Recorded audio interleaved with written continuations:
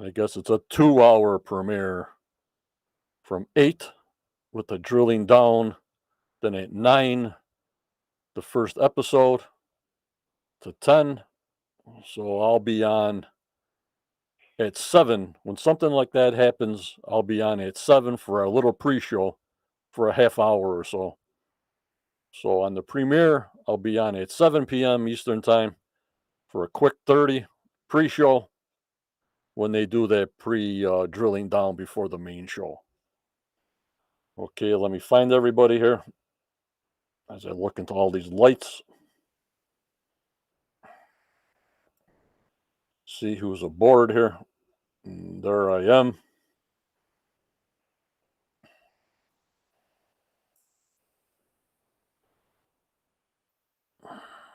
Hello, Becky on the YouTube side.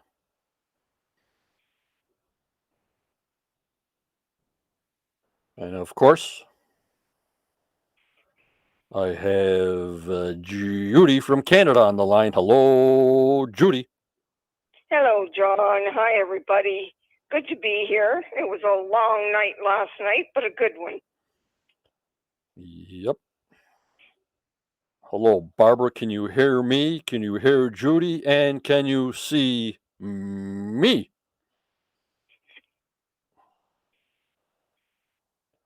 And Becky on the YouTube can see and hear perfectly.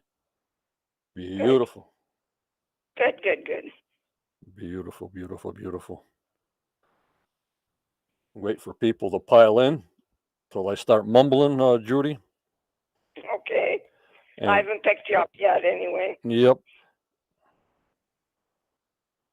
I want to thank Caroline for joining and supporting me on my YouTube channel, Caroline. I thank you so much. Everybody, every little bit helps. I thank you so much, Caroline. Caroline A is a new supporter. People come in and people go out, Judy. Yep, they sure do. But we still keep getting them, and the faithful are still faithful. Yep. And I also wanted to give Tammy a shout out. Tammy's in the room. We're giving all our positive vibes to you, Tammy. As Hi, always. Tammy.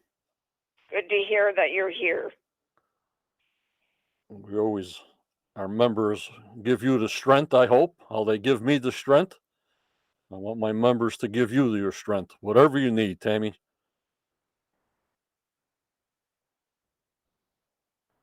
And hello, Professor. Good evening, John, Judy, and friends. Hope everyone is good tonight.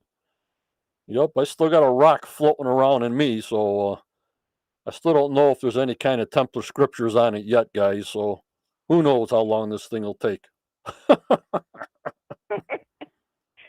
at least you're not in pain, thank goodness. Yeah, it comes and goes. Okay, also, I got to start it out, you guys, thanking my Quest of Oak Island YouTube supporters, the Knights, the Marshals, the Satel, who was Renee, one lower than the Grand Master. Like I said, I want to welcome Caroline A as a new member, and I want to thank Mark and Barbara and Michelle and Sandollar and Todd and Renee and Roxy and Mike and Jazz, Dia, Wayne, and Starlene, and also Judy as she's on live. I thank you so much for your support as usual. Thank you, John, as usual. And for the professor, Daniel Spino, for his contributions here on the channel, that I have so many PMs. Did Daniel post his post yet? No, he posts them on Sunday morning. Did Daniel post his post yet? No, it's Sunday morning. So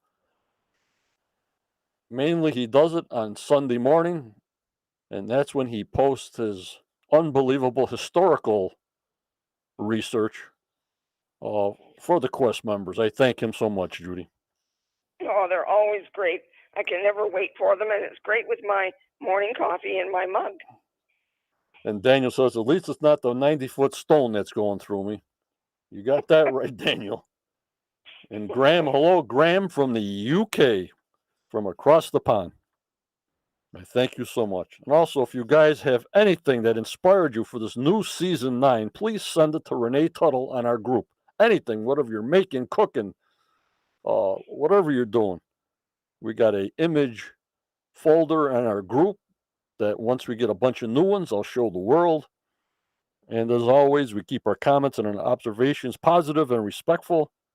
And don't forget, it's against the rules to sell anything here except for me and my membership mugs. The Quest membership mugs are for sale. I got about 20 of them. They're $30 a piece. If you want to get one before Christmas time or get one as the season starts, let me know on an email, questofOakIsland@AOL.com, or PM me in Facebook. We'll get together on that. I can take care of the postage, USA wise, international. That's another story. I want to thank my moderators, Tammy, Judy, Renee, Michelle, Daniel, and Starlene, and our Quest lifetime contributor, our friend Chris Dona. Our number, when you see it scrolling on the bottom of the screen, that's when you call in, and our moderators will tell me if somebody wants to call in. If you text it in chat, is 1-323-813-4135. I want to welcome all my Quest of Oak Island Facebook group. I want to welcome everybody from my YouTube channel. We had 2,000 subscribers today. I thank you for that. And our Anchor Host radio show, Judy, that everybody listens to us around the world. Well, that's unbelievable to me, but it's great. And I also posted that Dave Blankenship post, and everybody thought, "Oh my God, what happened to David, Judy?" Yes, they were taking it the wrong way. I says, "Well, they didn't watch it maybe a minute in when I scrolled on the bottom when I talked to him. I just wanted to pass a message because I didn't know what the Dan Blankenship show was going to be about last night. It was just an old rerun, right? Right. Because I passed out. I didn't see the end or tape it or anything. So I wanted to give you guys and the members and YouTube an actual update that when I messaged him and he messaged me that he's doing great. He's playing with the grandkids. He goes on vacation, and he's just watching History Channel film season 9. So I wanted to put that out there because I wasn't sure what they were going to show at 9 o'clock for an update. You know, Judy? Yeah. Now, last night, where I was watching, there wasn't David's on. So I didn't see that last night. All right. Well, it was a rerun of Maddie interviewing David at his house on the back deck that we saw last year. Right. Okay. I've seen it a couple of times anyway, but I got something different last night. Yeah, you guys in Canada are getting all kinds of different stuff. I wish they would show the show all at the same time, not the European side, but at least Canada and us at the same time. But there must be some kind of law on that, I guess. Yes, I guess I wish they would. I did have a man from England talk to me today, and it upsets him that he hears everything on our podcast before he gets to see the show. So I suggested that he wait and look at the podcast after he sees the Oak Island show. Right. Hello, Beth from Strongsville. Hello, Doug from Kansas City, catching in. Oh, Cindy says the one on Dave was on at 11 o'clock. Yeah, it was on 11 o'clock here last night. Oh, okay. That's why I missed it then. And the professor says that Robert Melville will be this Sunday. I really don't know who that guy is, but we'll find out. We'll find out. So, like I said, for David Blankenship, he's doing fine. I just wanted to put that out there as a current. You know, I think I messaged him. We went back and forth about 2.5 weeks ago, something like that. I was telling you I was talking to David, Judy. Yes, it was. I always like to keep in touch with him, and I mean, he says what he has to say, and then he'll just disappear for months on end. You know what I mean? Right. Well, he is retired now, right? Yep. And he's enjoying it. You must get a lot of messages and PMs, so I appreciate when he does answer me. Hello, Cindy.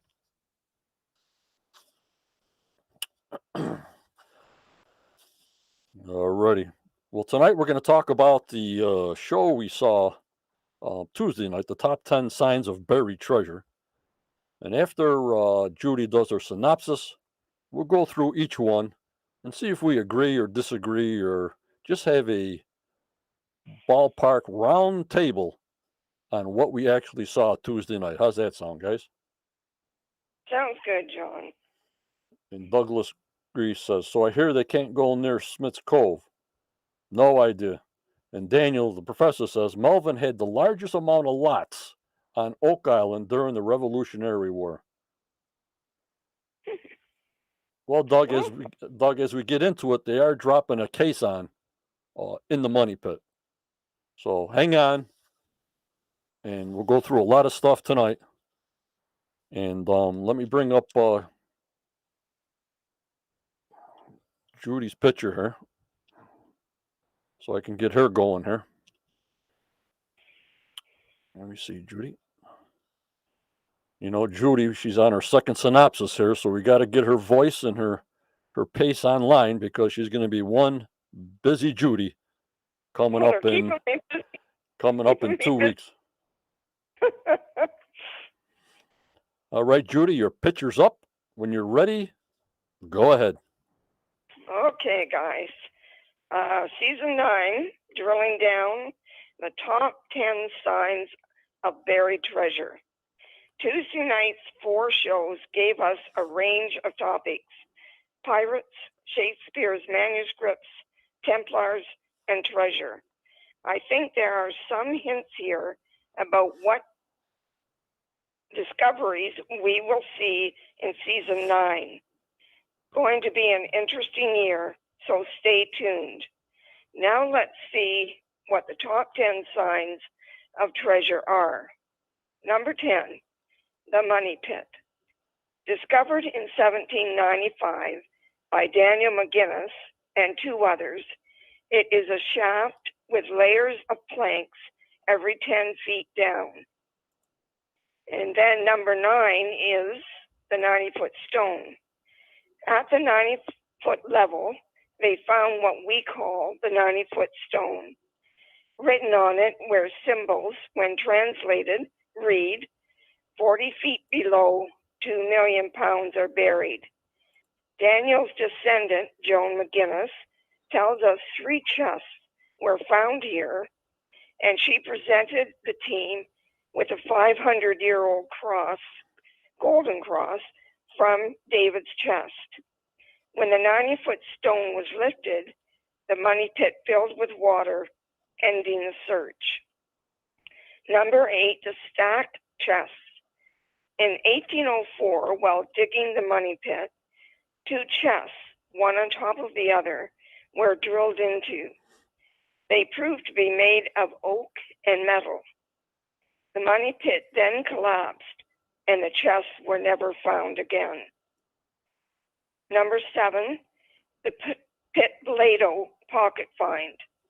While drilling the money pit, a worker named Pit Blado was said to have pulled a find from the drill bit and stuck it in his pocket. When asked what it was, he told them he would show them at the next board meeting. Pit Blado left the island, never to be seen again. He did, however, try to buy lot 15 for much more than it was worth. Why? Did he find a coin, a jewel, or a piece of gold? It's likely we will never know. Number 6, the chapel vault. In 1897, William Chappell found what we now call the chapel vault. It was a 7-foot tall wooden vault covered in concrete, and it was found 153 feet down. While drilling, they discovered bits of gold and a fragment of parchment on the drill. The letters VI could be seen on the parchment. A few years ago, while drilling hole H8, the team hit a void, then a large flat surface, and wondered if it was the vault. They lost it and believed they had pushed it down farther and to the side. Later, in the spoils of H8, Jack found another piece of parchment. And number 5, the flood tunnel system. In 1849, the searchers found 5 stone box drains on the beach at Smith's Cove. Inland, they came together to form one tunnel, that led to the money pit. It's believed this system is a booby trap for the money pit and has proven to work very well.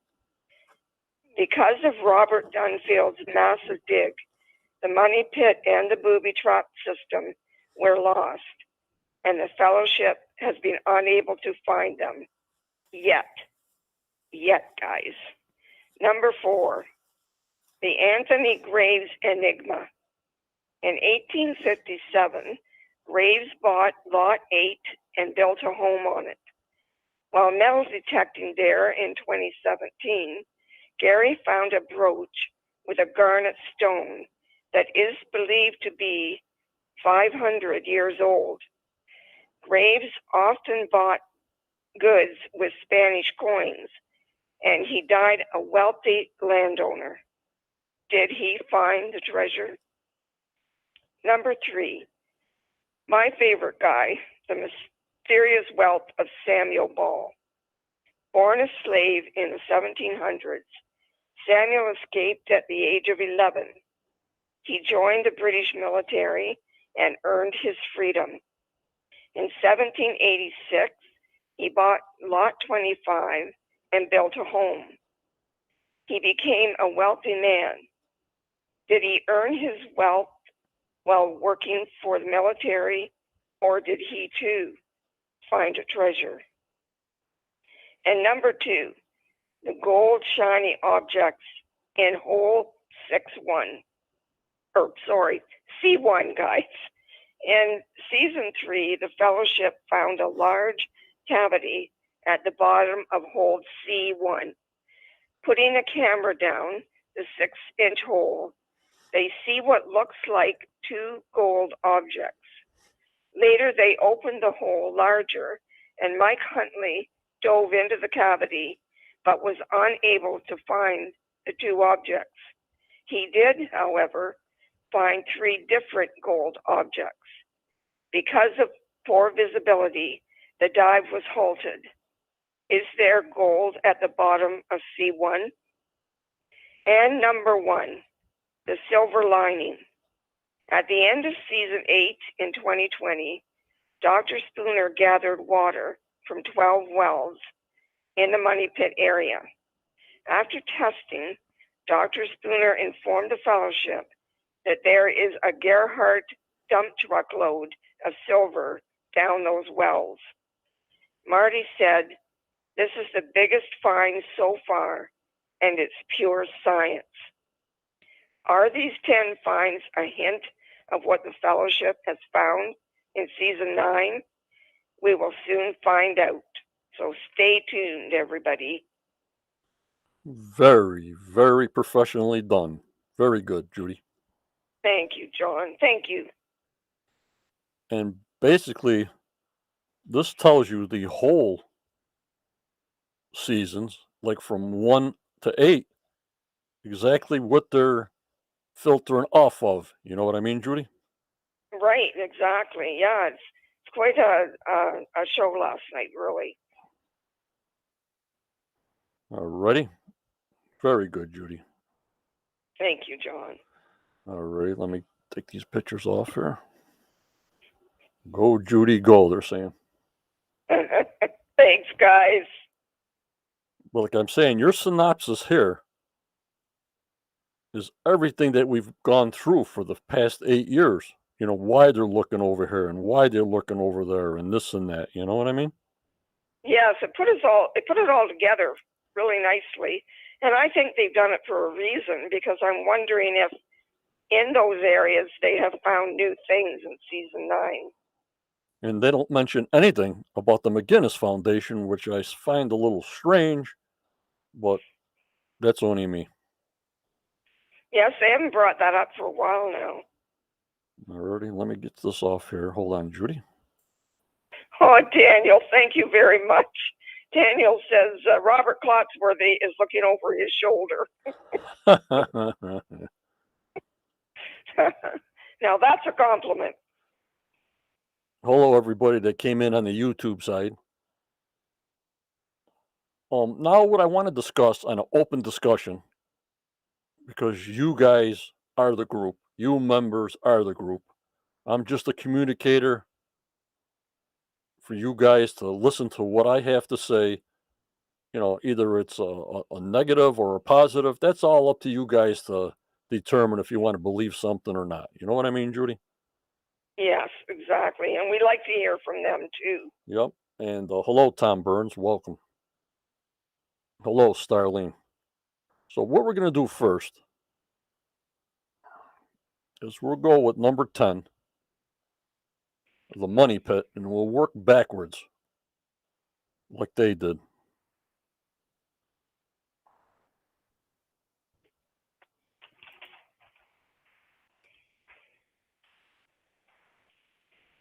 So,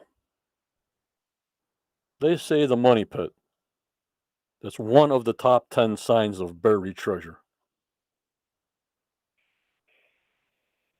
Then they showed Joan McGinnis and the sisters showing the cross that was handed down. Do you guys believe that a small part of the treasure was found or not? Ready, go. Let's hear from you guys. We got all the time in the world. Because that's what they're telling us. The top 10 signs of buried treasure. Well, what did they find in the money pit so far? Well, we got a story from Joel McGinnis that the cross came from there.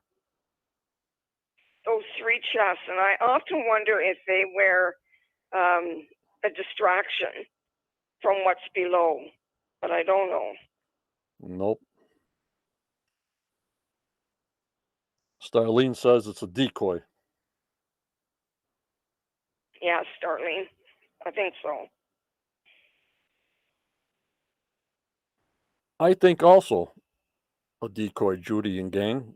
You know how many holes, you know how many shafts are in the money pit? Yeah, we've lost count.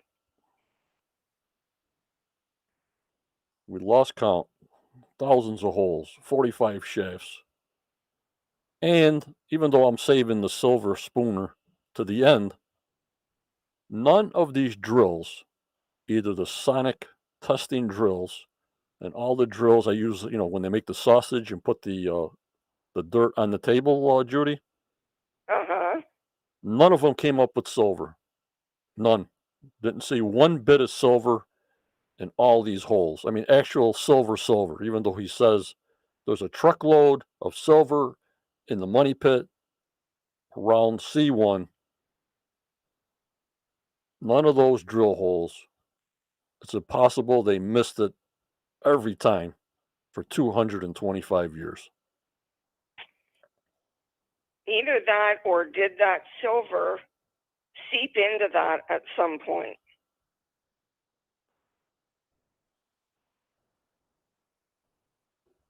Daniel is saying the famous story is not true. Could Which be. one is that, Daniel? It could be. But I'm saying I'm hopping right to number one, I guess. When Dr. Spooner says there's a truckload of silver to fill the war room also,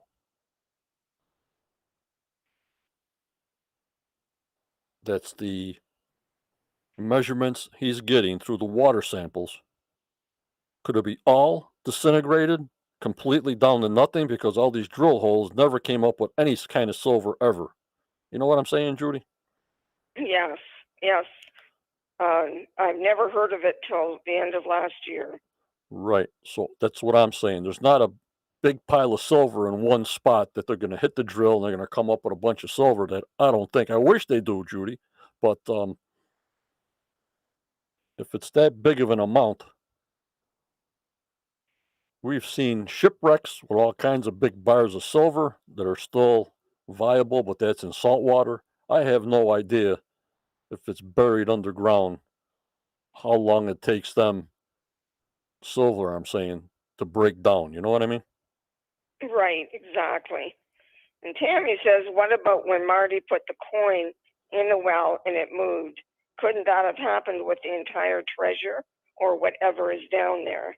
Whatever is down there is a solution channel. At 170 feet, there's a solution channel like a river that moves the hydrate that breaks down in the salt water that gets mushy and flows.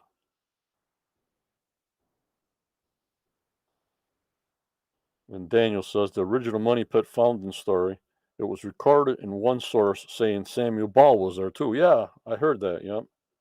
Yes. No silver remnants or excess gold flakes or gold chain that was claimed have been lifted from previous digs. Silver vein. Yeah, but that's what I'm saying. I think myself, the money pit, like Dan Blankenship said, is a ruse to throw everybody off. I mean, do you leave a hanging pulley on a tree branch above a 13-foot indentation? You know what I mean, guys? Right. And then the three chests that McGinnis found could have been also that decoy for people to think they found the treasure and didn't have to go any further.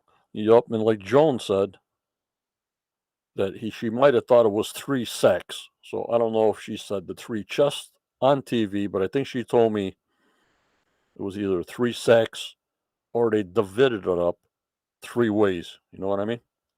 Right. Yes.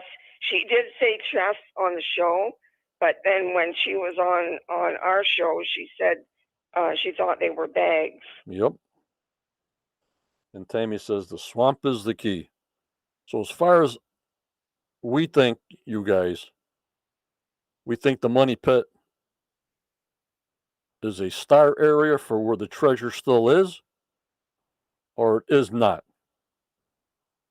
Even though we know they're putting a case on in the money pit for some reason. I mean, we don't know privy information, Judy, but how many of you say the money pit is still a viable spot to find either the treasure vault or something was there, or absolutely nothing? I think if there was something there, it's gone. Although Rick still thinks there's something there. Yep. Daniel says there were people living on Oak Island before 1795, correct.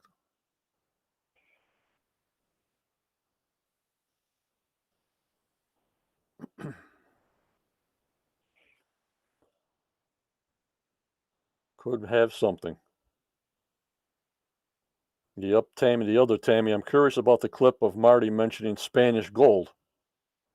Yep, then we'll get to that down the line because that guy, Pip Blado, he was strange. And I never heard that name before, to tell you the truth. I don't know why.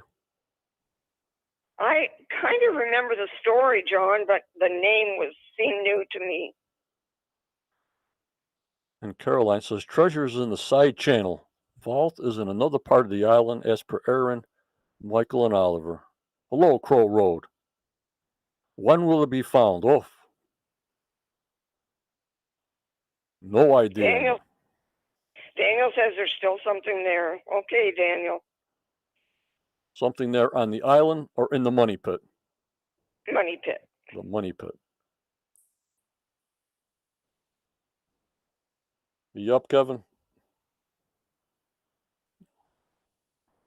I think it's like why it is a top show on TV. I mean, you can watch this with your kids. I mean, it's just fantastic. It's just fantastic.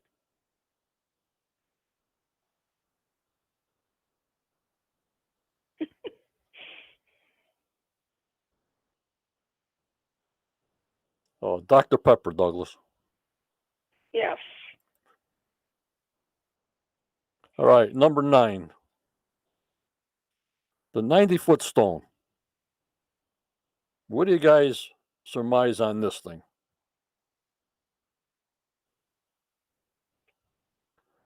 Aaron, money pit was the air shaft for the tunnels. If the tunnels are there, But that's a big if. Yep, Aaron, they have to breathe. That's all we said. Where's the back door tunnel? You know? Then Carmen Right. said they would light a fire on the bottom, which would draw the oxygen down the shaft. You know, they would have a fire. So I'm going, oh, well, I think you would need a big blaze if you have a lot of guys digging this out by hand. But that's my own personal opinion. Well, obviously the 90-foot stone did, when lifted, open up the flood system. Yep. Is that what it was for? And only that? Yep, and the inscription. We had so many interpretations that what it says, what it means, and I wish they would find this thing. And it would be great if they could. You know? Daniel says he thinks there was a stone, but he's not sold on what it said. Yep, Daniel, I agree. Because don't forget, Right. they had to sell stock for investments to keep the research going, to keep the dig going. So that's only my side thing that bothers me, that they needed investments. And if you need an investment, you have to put the gold in there. You have to put 2 million pounds are buried underneath there. Otherwise, at the time, what did they actually have to prove that there was something down there? You know, Judy, nothing. They got the stone that says 2 million pounds are buried 40 feet below. Now, Right. if we didn't have that statement, guys, how would somebody invest on that? Just by hearsay? No. You know what I mean, guys? Right. Right, John. Crow, how many years do you think it took to make all the tunnels? Whoa. I asked Carmen Lake that question. And he said like 100 men, a year and a half. And that's without the money pit shaft. You know, in the levels every 10 feet. It had to go to something. Exactly. And the thing is, when was it dug? When were those tunnels put in? Yep. So I'm saying without the stone, saying this 2 million pounds is buried 40 feet below, it's sort of a concrete message to investors that there is something below there, not just hearsay from stories from like Captain Kidd and everything. You know what I mean, Judy? Yes. There's so many stories. And Douglas. I mean, Stu, a treasure map is not real until the treasure is found. Correct. Correct. Yes. And Douglas says, the caissons, do you think they will send somebody down this year? It all depends what they researched. And if they find something substantiable, of course they'll send somebody down the can, just like they have been.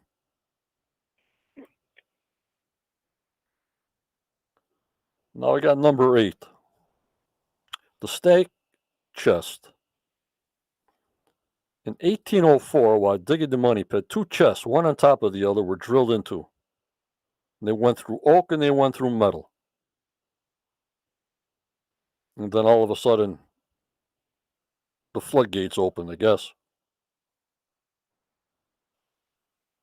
Well, this is still all in the money pit. So when they call the money pit number 10, the stacked chests, they were still in the money pit. You know what I mean, Judy?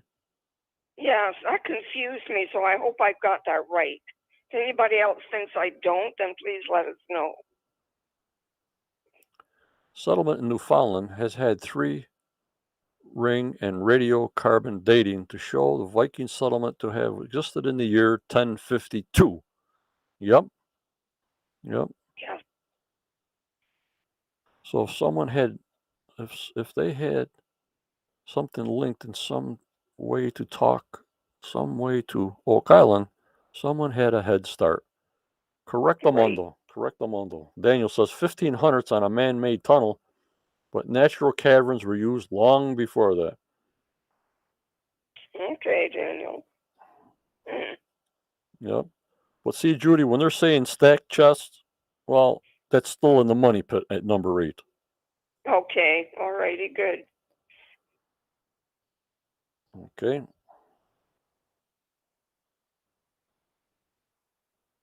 Oh, well, number 7 is that a Pipleto pocket vine while he was drilling.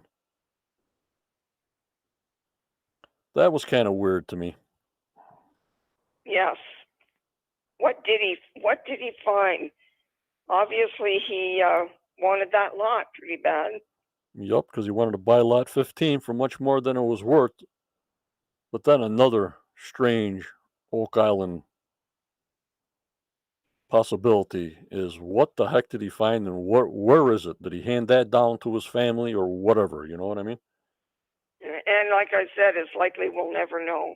Yup, we'll never know. It's in somebody else's private collection. And Daniel says, but separate searcher tunnels were dug many years after that. Yeah, I think there's, correct me if I'm wrong, I thought they said there was 45 searcher tunnels in the Money Pit area and over 2,000 drilled holes. So Wow. the shafts that they're hitting, shaft 6, 5, 4, 3, 2, 1A, 1B, they're all over the place to try to bypass the water trap. And they're all named.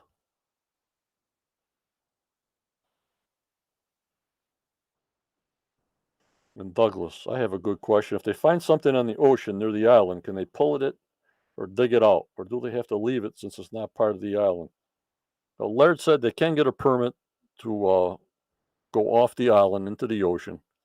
And of course, you have to do everything through the province. So probably have to leave it there, mark it, GPS it, and then go through the province on that. Yup, David Laird told me, yeah. They said it would only take them like about 3 weeks to get an ocean permit. So it all depends what they find. You know, they tell them the province, well, look at this picture. Look at this video. You know, Judy, this is what's down there. Can we take it out after we put the measurements or where it's found and put it right back or whatever? You know what I mean? Right. Yes. I think once they go to the province, then it's worked out between them. Yep. But this one guy, they found this thing. They wanted to buy lot 15 and get investors to buy. I wish we knew. You know what I mean? I sure do. And on many documents, Cindy says it states the entrance to the tunnels from the shore. Yeah, the Rush McCall, or what was that? What Doug Cromwell found that the paper that they had a large amount of treasure and they dug 67 feet into the shore. Yep, Cindy, they got to be looking. They got that ROV mapping the ocean or the bay floor. You know what I mean, Judy? Yes. Yes. And hopefully they will show us all that pretty soon. They obviously spent lots of time out there on it this year using it. Right. We got to scan it first, but probably was scanned before, so who knows what's changing. Now we got number 6, the chapel vault. We've heard that about a million times. Right. And this is still all into the money pit now, Judy. Right. Mm. You know what I mean? When they drill down and they got bits of gold in the parchment, that little parchment's about as big as smaller than a postage stamp. Right. That was still in the money pit. Ship's log. Duel of La Rush McCall. That's the guy, Daniel. But Chapel's vault, that's what they keep on hitting. They said what H8. And I thought for sure, guys, when they hit H8 with the 6-inch hole and found parchment and found leather, book binding, bones of different individuals, that all of a sudden we put the big canister down in there, the case on, we come up empty handed. We hit something hard. I forgot what the depth was. They thought they hit the top of the chapel vault or the treasure vault and they pushed it to the side in the muddy areas and went by. You guys remember that, right? Yes, clearly. Yup, Bill. The master map of all the searcher shafts in drilling must be cluttered. Yeah, they showed some maps. I mean, I don't have them on now, but they're pretty well documented. Except for some, they go off to the left, they go off to the right that they didn't document, and all of a sudden, Rick and Marty drill into some corner or some top or some side, and they discover new ones.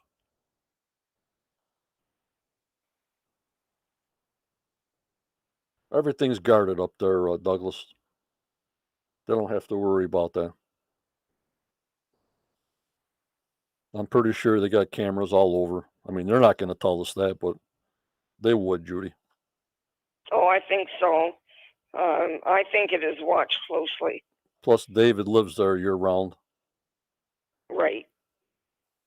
If you go on that island and you're not supposed to, Dave will take care of it, I'm sure. Yep.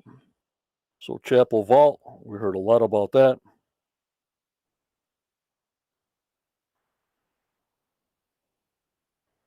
Now, the flood tunnel system, when they dug that big hole and Rick went down in the bucket. Remember that, Judy, right? Very clearly. My heart was in my throat. And thinking that could have been the flood tunnel down there. But then they didn't mention anything about the coconut fiber. Oh, they didn't last night, no. And the coconut fiber, ties it in, to the Templar dates. Also in the synopsis, in the top 10 signs of buried treasure, they didn't even touch the swamp because they didn't take anything out of valuable from the swamp yet, I guess. Judy? Yeah, I found that surprising that they didn't mention it. Even though they found that ship railing that dated, 900 AD or 600 AD, we haven't had a peep of whatever the swamp uh, gave information for. I mean, we got the paveways, but yet, long, long time ago, way before 1795, those paveways had to be above sea level because the water is 6 feet higher now. Right. And So, what were they used for? But obviously, they didn't feel that there was anything found in the swamp yet that points to treasure directly. right, we're just looking for tunnels or maybe a gateway to get through the back door, you know? Right. They didn't say anything about the blue clay into the eye. So they're very much staying away from the swamp as far as an entrance, a back door to the treasure vault. It's just unbelievable.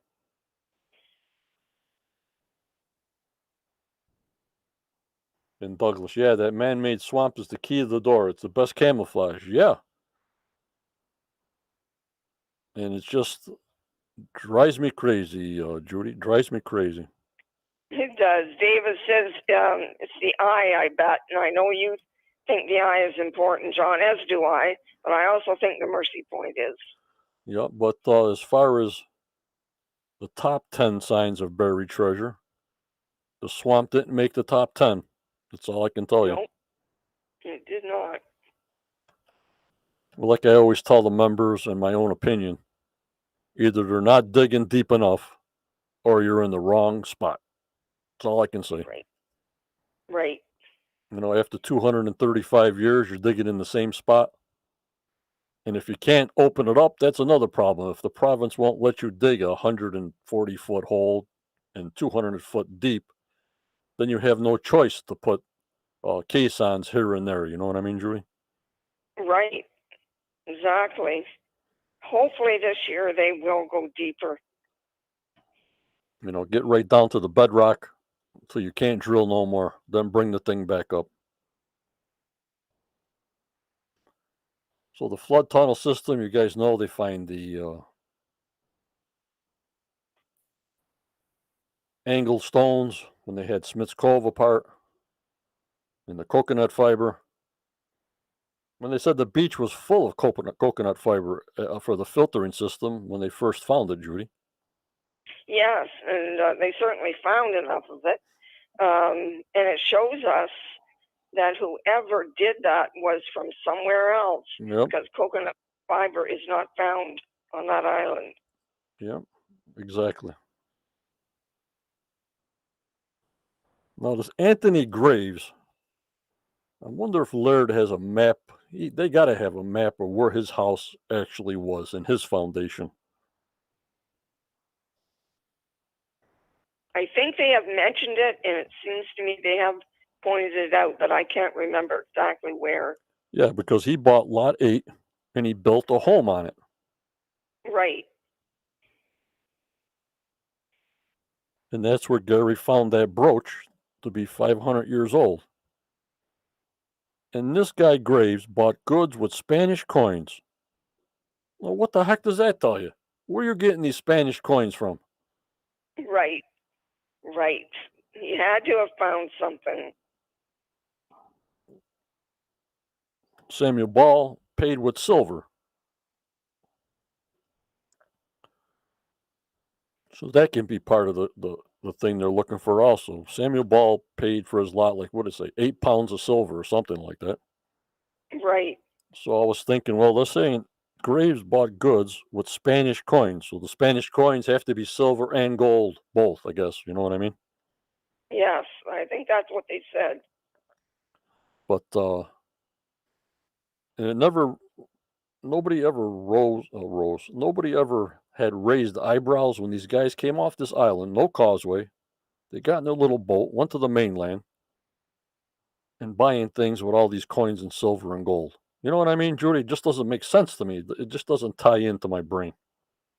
Unless there were people coming from all over the world at that time, and different currencies were taken. I don't know. Yeah, yeah, that could be. That could be. A lot of people that came over from across the pond had all different currencies. Yeah, that seems logical. But this Anthony Graves, I don't know how far they went back in his lineage, as far as seeing his relatives and stuff like that. I have no idea on this Anthony Graves. They really haven't talked about him a lot, John. And here's your favorite, Samuel Ball, the cabbage farmer, with huge wharfs out in the bay and a huge cellar to store things. Now, if you're a cabbage farmer, I would have a big cellar because when the cabbage is grown in the summer and the spring or whatever, and you want to wait for a ship to come in to take your supply, where are you going to put it? The best place is a cellar, Judy. Exactly, just like my grandparents did.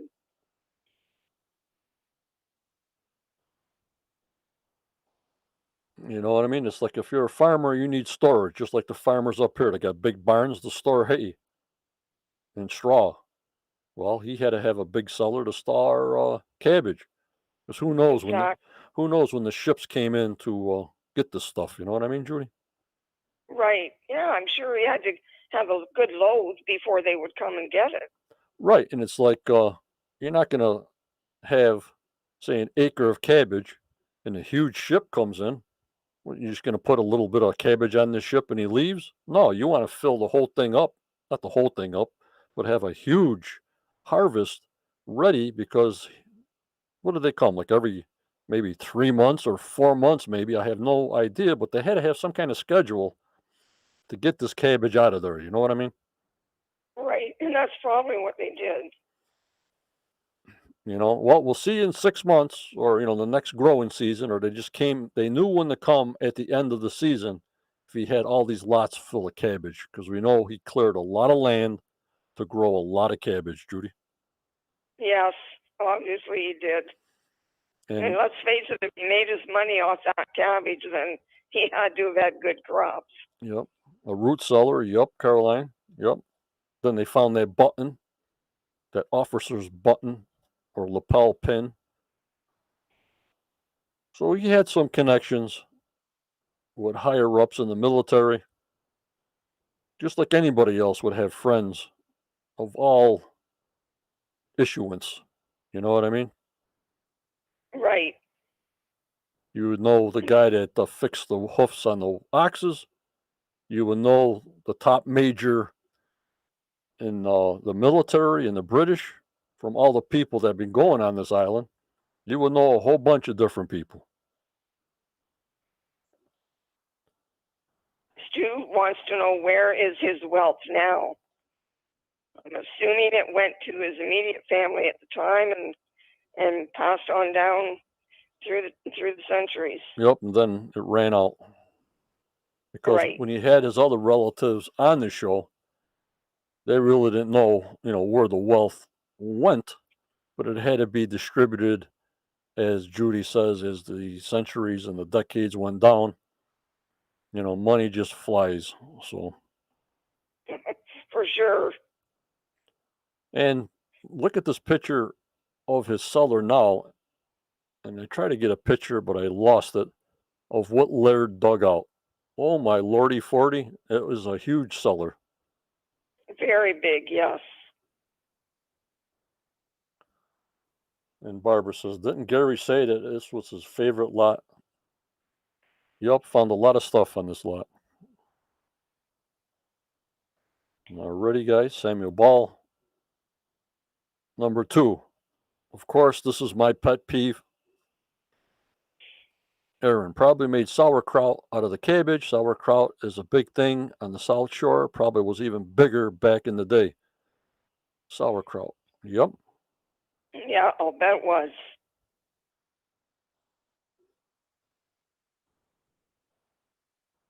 What's Daniel saying here? I also want to think the Templar would want to do all his hole digging and burying of the treasure. Wouldn't you want to do this in cover? Yes, like in the middle of the forest or away from the site of any docks or nearby island. Wouldn't the swamp be in tree cover back in the day? Yeah, yeah. You're gonna do it from shore so everybody sees you digging like the crane, show the whole world what the heck you're doing over there? Right, exactly. Yup, Bill, he did it. Plowing all those fields. I don't know how many acres and acres, because Laird said he couldn't believe the amount of land that was cleared. I mean, now it's all overgrown, but he can tell with the newly grown vegetation how much he really did. You know what I mean, Bill? You know what I mean, Judy? Yeah, and he obviously did work very hard. It's kind of sad to think all of that work is covered up now. Yep. But you just don't know. Was he there to protect the treasure? Samuel Ball. That could be too. That's why I find him so interesting, because there's so many options there. And then we got C1, Judy. It drives me nuts. The beginning of season 8, Mike Huntley went down and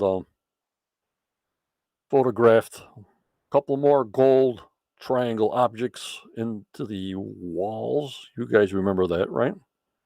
Very much, yes. Then he was, They got very excited, John. yep. Then he was occupied, but another diver team went down in there and he tried to get the silver thing out. And guess what happened? He dropped it. He dropped it. He dropped it. Then I was thinking, well, if he dropped that, could they just put that vacuum system in again just to see if they can get it? You know what I mean? But maybe it's too not cost effective. I don't know. I know I thought about that at the time too. Wondered why they didn't. Probably not cost effective, to do all that just for one piece of gold or whatever it was, to put all that apparatus in C1 to try to uh, suction it out again. That's a big project, you know what I mean? Yes, it sure is. But I don't think we saw the end of C1. Like now, that's where the highest concentration of silver is. Even though we see the caisson that they're putting in is more towards the ladies, the women's memorial where the rocks are. Um, Very interesting season to find out what's going on, because we all know all the particulars of what's going on the island. and this gold shiny object thing. And then when Mike went down in there, and all those objects we saw against the wall, those hooks and the chain link thing looking, I mean, he just didn't pick up anything, Judy? Right. I don't think they're done there. I think they want to know what's in that cavity. Yep. And I think when I talked to Mike, he actually didn't go to the outer edge all the way around on the bottom. Right. But when you can't see, I mean, just try to do something blind when you got gloves on and helmets on and all kinds of diver apparatus and you're trying to feel around. You know what I mean? It's got to be difficult. Well, it's got to be unreal to be stuck down in there and not be able to see either. Right. Right. And our best shot is when they, put the camera down in there, and that's all we saw. And that was a great shot he had with his camera when he put it down C1 in the beginning of season 8. That was the best shots I ever saw. Yes, you're right. And of course, when it hits the sediment, and then all the dust and sediment comes up, and then you're done. The shiny gold things in C1.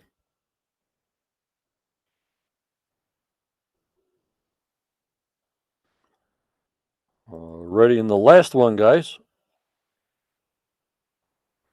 That my internet went out. They can send down a radar unit like they use to map caves. Yep. Is Spooner silver. Like we were talking about it, about 25 minutes ago, Judy? Yes, you were.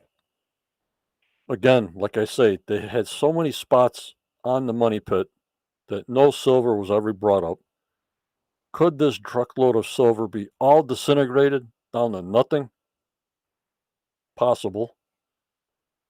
And also,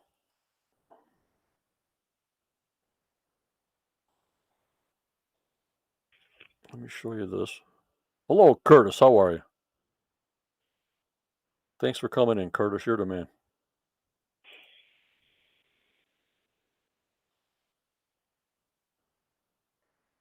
When seismic testing did the swamp with over 2,000 explosions, did around Fred Nolan's house, did the whole area of the money pit, Smith's Cove, as you see here.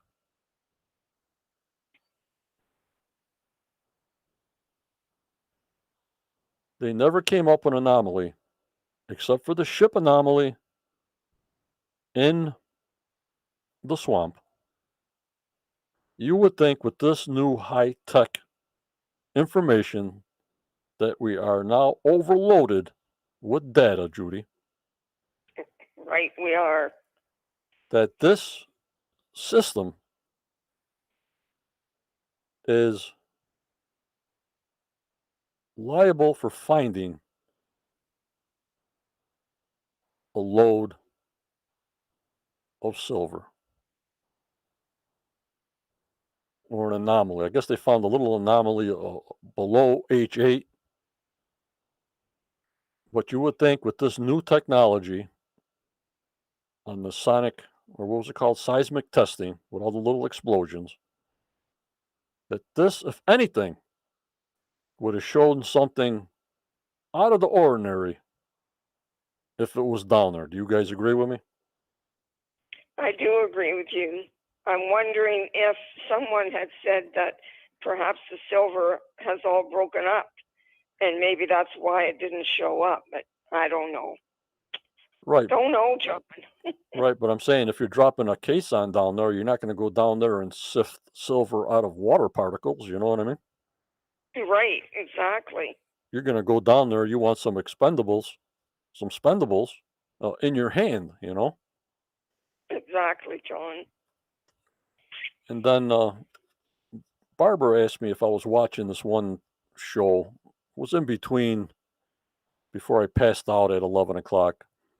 This guy goes underneath cities that were like cities is built on top of cities, and there's caverns and there's tunnels underneath cities and everything else. You know what I'm talking about? Yes, I saw it coming on, but I didn't watch it. He's got this special machine. Of course, he's not underwater. Of course, he's not 170 feet into the muck. That he had this machine, he puts it in the tunnel, and it gives him a 3D image of how the whole tunnel system is. Can you imagine that?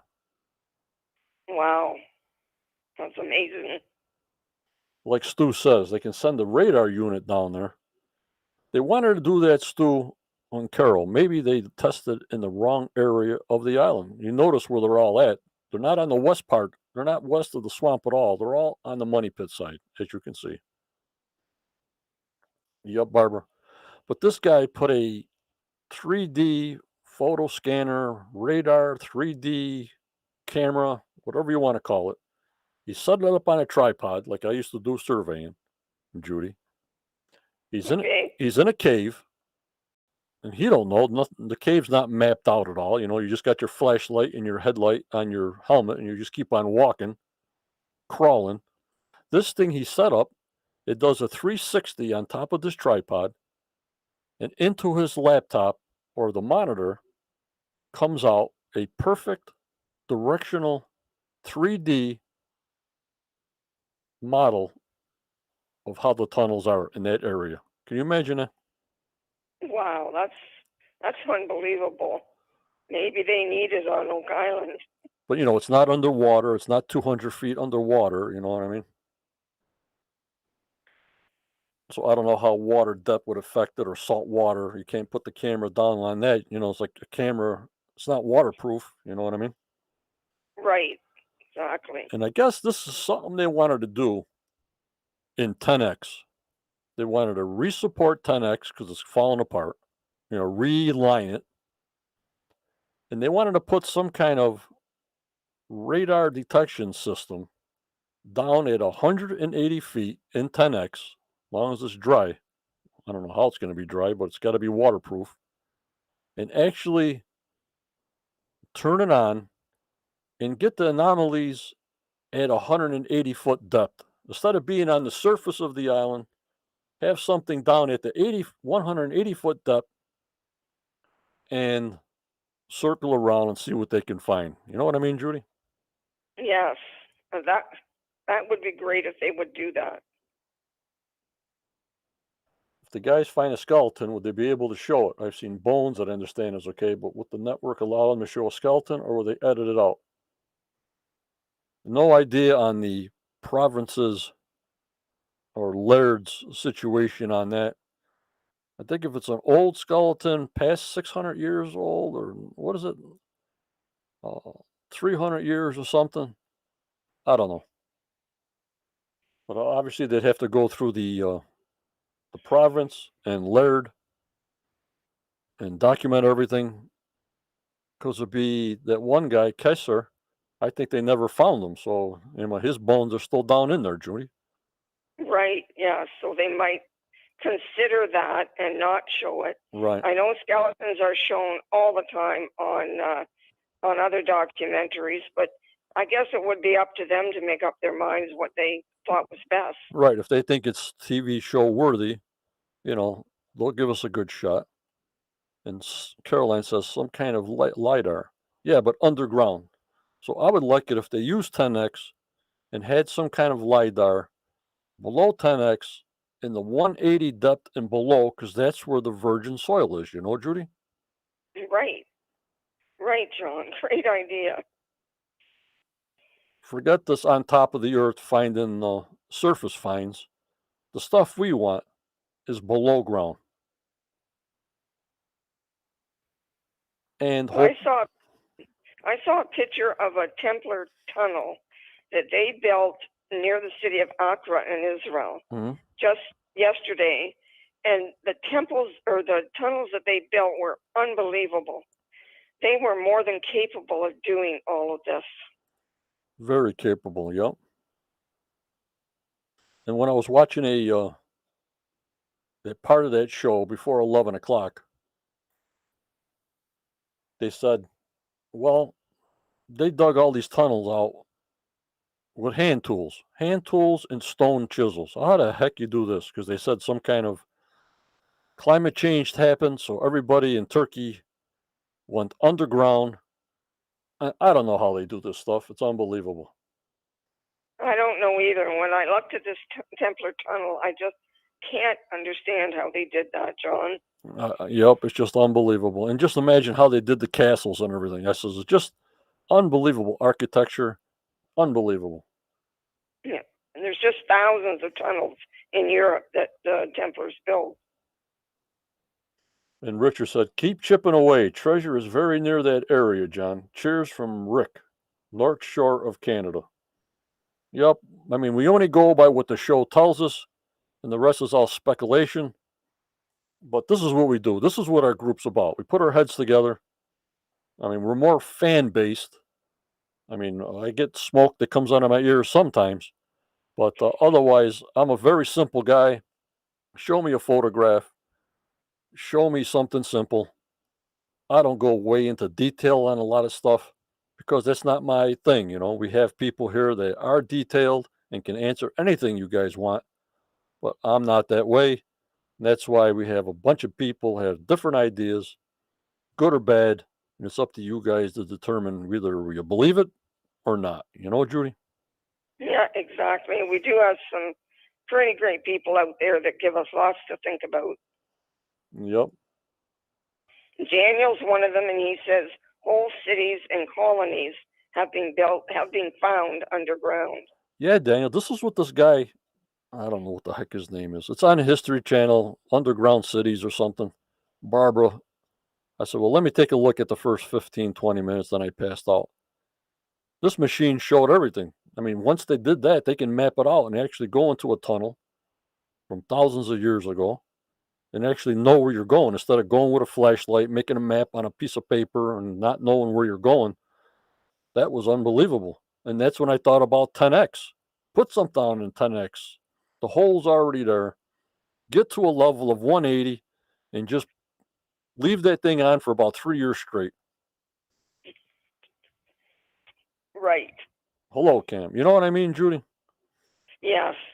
Great idea, John, because I know I'd like to know what's in the bottom of 10X. And if there's nothing there, like Chatterton says, well, map out the whole 10x. You don't have to dig tunnels. You don't have to dig anywhere because the sonar radar underground mapping system will show you what's there. That's what the equipment's for. Right. Maybe this year. Let's hope. Well, like I'm saying, they don't show us much in the promos because they're smart because they want us to watch and they get me hyped up and I post whatever I can post. But I'm pretty sure the province is not going to let them dig a 150-foot wide by 250-foot pit in the money pit. And last year, it didn't sound like they were even thinking about doing it.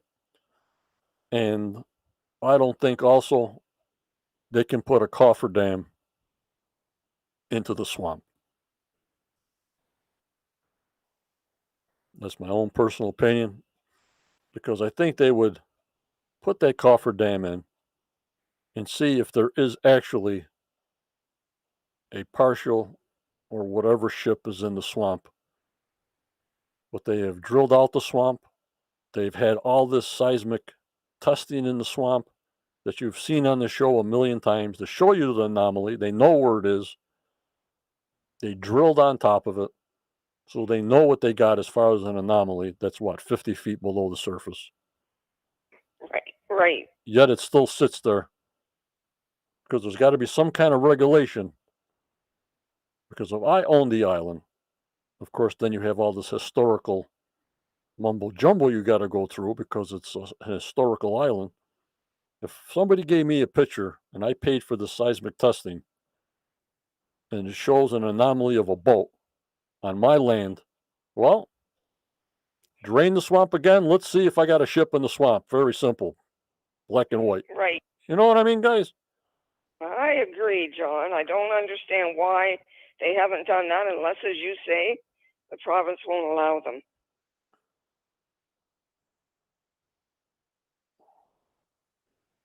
Cam, you're going to have to reboot. Cam Dixon has no video. I'm still good, right, you guys? Yes, I am too, John. Not ready? Cam, it is still a picture right now. John's down in the right-hand corner. Yeah. I'm in the little box. See me? I'm over here. I'm down on the bottom. Hi, hello. And then Starlene says, yes, Judy. Answers, please. Yep. Yes. Like I'm saying, every week you see me is another week we're closer to November 2nd, guys. So if I don't have any interviews or guest appearances that want to come on, or anything that comes up that's wildly crazy, we might do one Saturday for trivia, but otherwise we save Saturdays for our interviews if they come on. What do you think of that, guys? Good idea, John. Because I think the more information we get, it makes the Wednesday go because we got this information. If we didn't have this information tonight, we'd be just talking about whatever discussion Oak Island Roundtable it is. You know what I mean?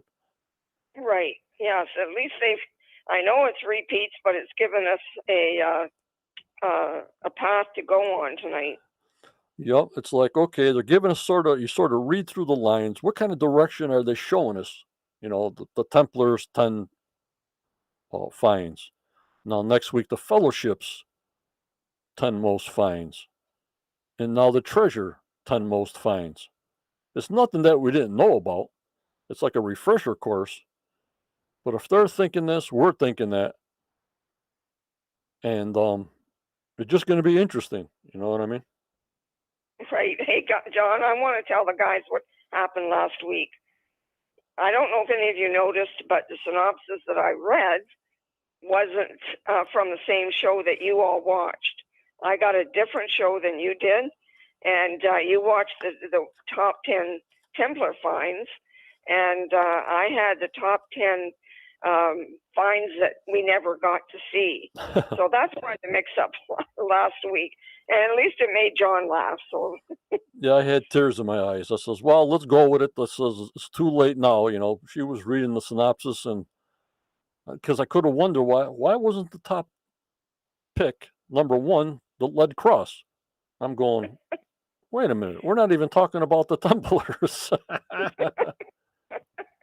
So I did finally get it, and there will be a synopsis on our page about the Templar one, guys. Right, she'll do the synopsis, and like now, this one here will be printed out, and I'll put it on our page so you guys read it all.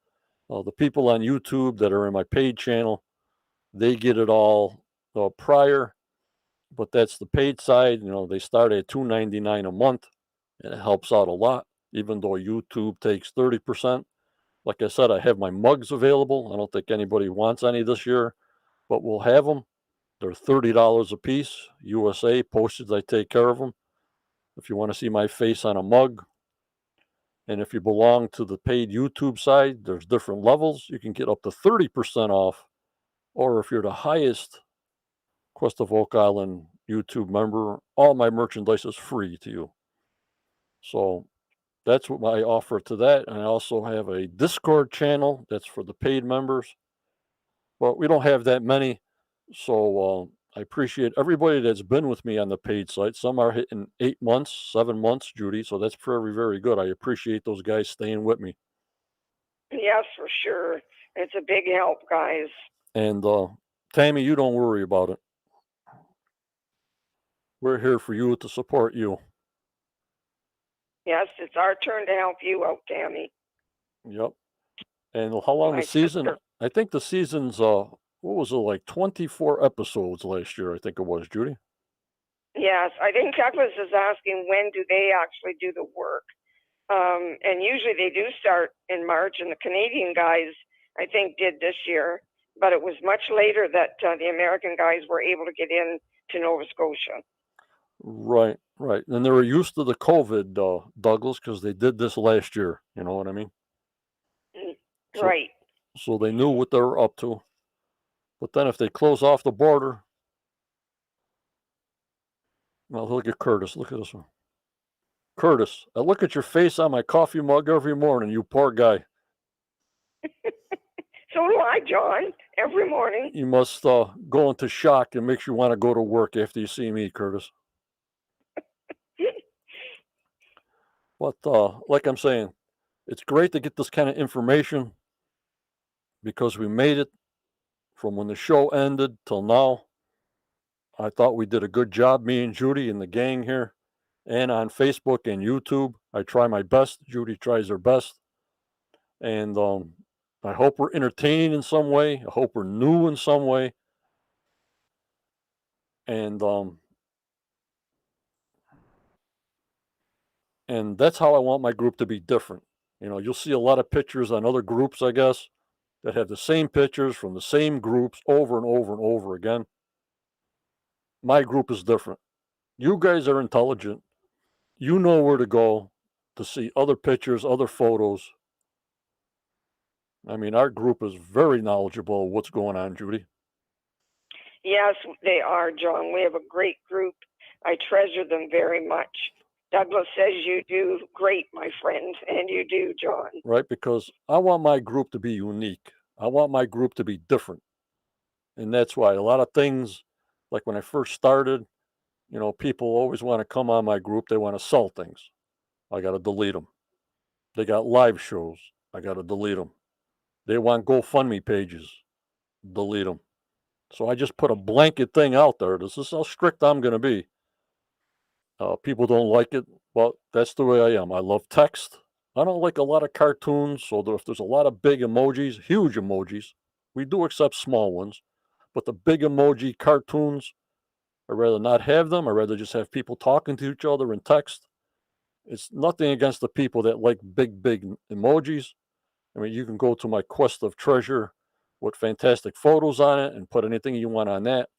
But this is my baby. This is our baby. The Quest of Oak Island is just Quest of Oak Island. I've had friends on here that I've known. John, can I put on a GoFundMe page because this is sick or that's sick? I said, I can't. If you start with one, guys, when you got 70,000 people, you cannot do it because then that one thing starts to four things, that starts to five things. So I decided long ago, just absolutely, no fundraisers except for Rick's Rocks that I put on the Quest of Treasure that Rick's makes these necklaces that are on that group. So that's why you'll not see any of those things on my group. And those just are my rules, and I just stick by the rules, and people know where I'm coming from. You know what I mean, Judy? Yes, we do know, John, and I think you've made the right decision because we do stick to Oak Island, and I think we do learn every week something. Yep, and of course, during the off season, I was hoping World War II lost gold in the Philippines, just to keep us going in between instead of repeating things over and over. But I think we did pretty good, guys and Judy. I think we did. Every off season gets worse because you want the next season to start, if there even was a next season. But it was great having my 5th anniversary with all the researchers, with all the people that I'm involved with. But then, like I said during the show, we had everybody on in one night. Instead of having one guy on one weekend and miss a weekend, and so the summer goes by, Judy, I had them all on in one night, and that was like kind of crazy, but that's the way it goes, and I just go with it. I think we've done great this season, off season, John. We've made it, and you know what? We are fill-ins for a lot of people that, especially those that live alone. They count on us. You got that right. The stories I hear. Hello, green monster. But yeah, I mean, people tell me, I got this illness and I take this medication and I can't wait for you to come on because I can't sleep and there's nothing on TV and I love your show. Some people think I have a TV show.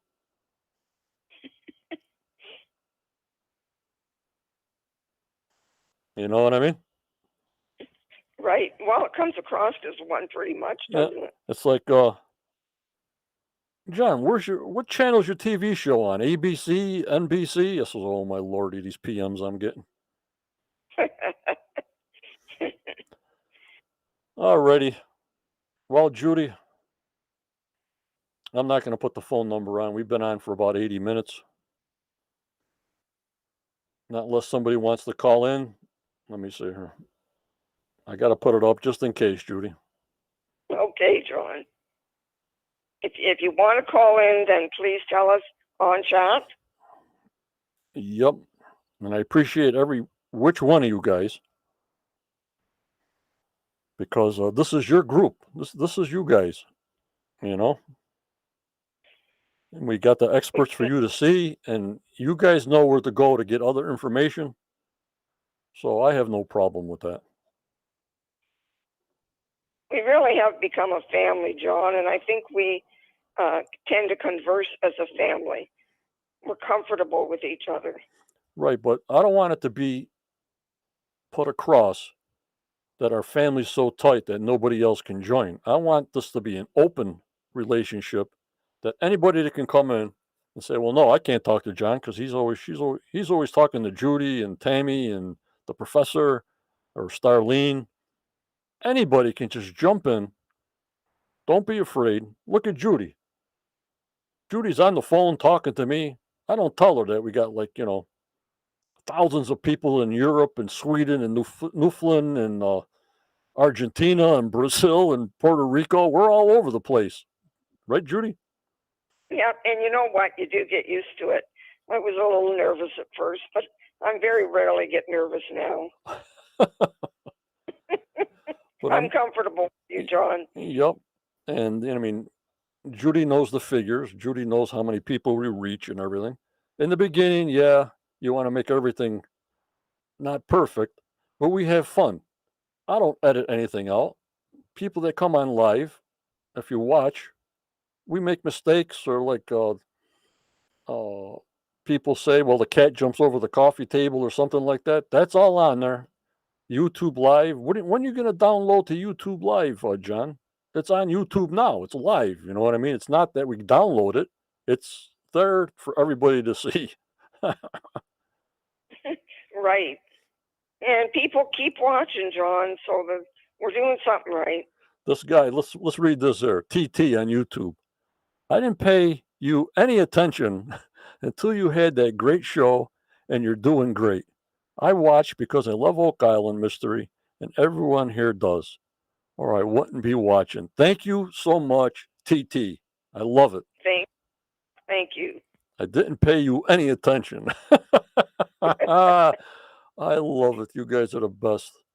And then the only part I got to get used to coming down into the studio is this getting dark at 6 o'clock Eastern time. I don't like it getting dark at 6 o'clock, guys. Oh, I don't either. Soon be going falling back too on our clocks. Yep, fall back, spring ahead. And I thank for everybody in my group that helps me. You guys are fantastic. Let me take this phone number off. All right, Judy, if you want to say your goodbyes for this Wednesday, go ahead. Okay. Hey, everybody. Thanks for being with us tonight. I always look forward to it so much. Thank you for your encouragement always. And remember, we'll see you next week. And in the meantime, stay safe, please. You too, John. Good night. Okay, Judy, I'll be talking to you. Thanks for all your work. Okay, thank you. Bye-bye. Bye-bye, guys.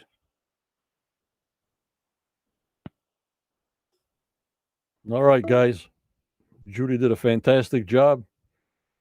This will be our go-to on Wednesday nights at 7:30. You'll see me pre-show on Tuesdays at about 7 o'clock or 7:30 for a quick Quest 30 before the show starts on Tuesdays. We got 2 weeks to go. We're going to have a great time. We're going to have fun. But don't forget, you guys, always go forward. You may get a setback in your life, but believe in yourself to reach your goals. Never give up. Never. You be kind. You keep smiling no matter how tough it is. You stay strong. You stay safe. And guys, please stay positive no matter what happens. Get on that positive side. I thank you, members, for joining me tonight. Anything comes up at a rarity, look on my Facebook group, Quest of Oak Island. If something comes up that we have to do a show on Saturday, I'll post that also. If not, we'll see you next Wednesday. And there's a thing called the top 10 treasures that the fellowship wants. I thank you so much. And good night. Bye-bye. Thank you.